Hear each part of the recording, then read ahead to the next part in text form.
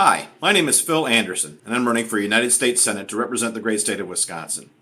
I often get asked, what would you do in the Senate if elected?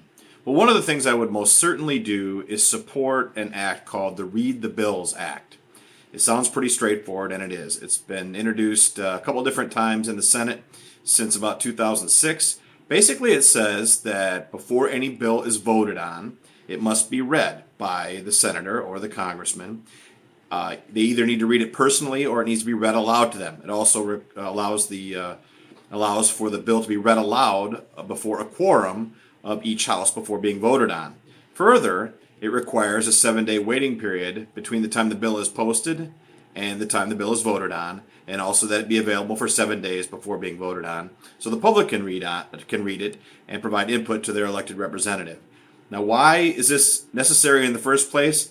I can only imagine it's because that these legislators don't really write the bills or read the bills themselves in the first place. And we know that to be a fact because quite often bills get passed, even signed by the president, that contain all kinds of different provisions that the legislators weren't even aware were in them, or maybe they were aware that they were in them, but are being passed just to please their campaign donors or their sponsors in the corporate world.